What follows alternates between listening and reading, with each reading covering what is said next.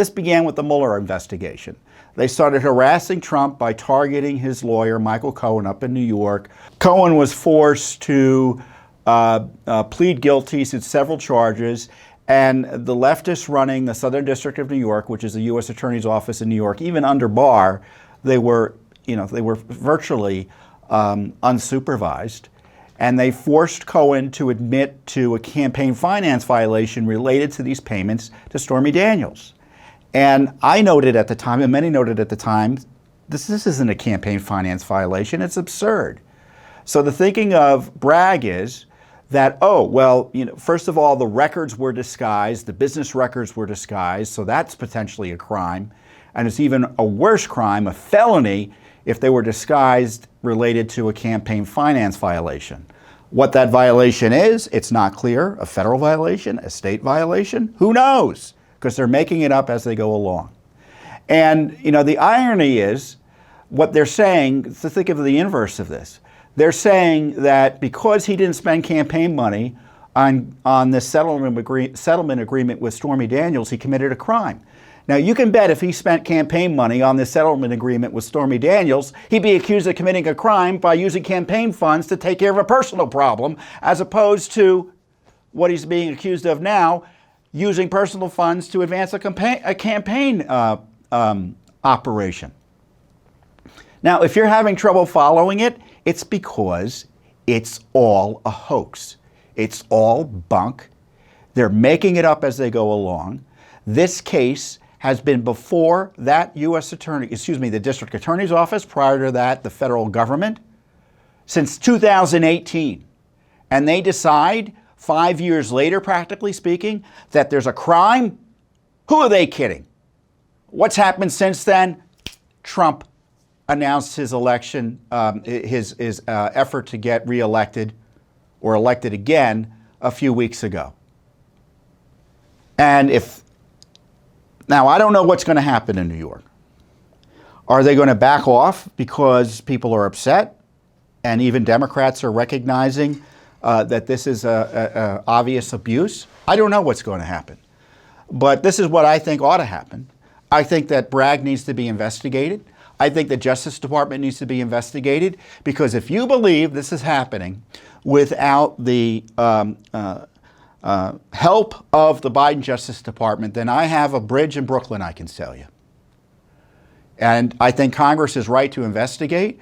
The loser Republican and establishment class gets very nervous, right? Because they don't want anyone to help Trump. They don't like every time Trump is in the news, even though he's in the news because he's being abused in unprecedented fashion in a way that undermines the very foundations of our constitutional system. I'm just tired of folks running away from the corruption targeting Trump because they don't like Trump.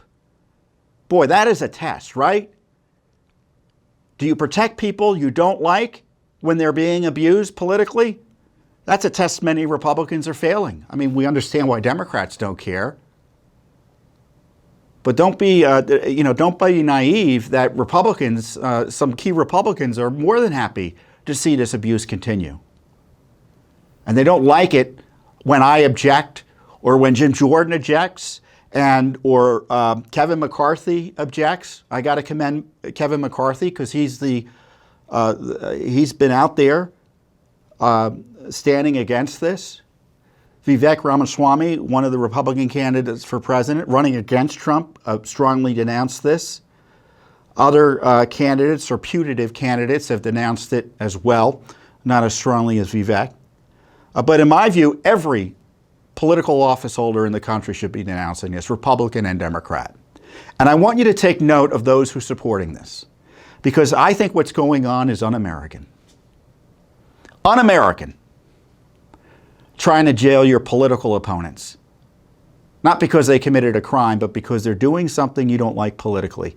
In this case, running against their buddy Joe Biden. And I want you to take note of those who support the effort to make President Trump a political prisoner, because they would make you a political prisoner as well if they could get away with it.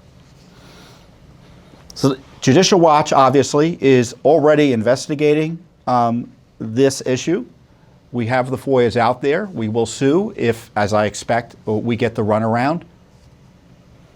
But this is a crisis, and I think you should call every member of Congress. You should call the leadership offices, both Democrat and Republican, in the House and the Senate. You should call your senators. You should call your members of Congress and ask them what they are going to do to try to protect the rule of law from the abuses from the Democratic Party, who wants to jail Trump and make him a political prisoner in New York, in D.C., and in Fulton County, Georgia. And, you know, and I've been spending a lot of time talking about how absurd the investigation and how abusive it is up in New York. It's as abusive here in Washington, D.C. It's as abusive in Fulton County, Georgia. So don't let the media tell you, oh, there's much more serious stuff in D.C. and in Georgia. No, it's all abusive. It's all political. It's all unprecedented. It's all pretextual. It's all designed to make him a political prisoner in a way that could upend our system of government. And we're not going to stop talking about it. We're going to keep on pushing back on behalf of the rule of law, on behalf of the millions of Americans who want the law administered fairly.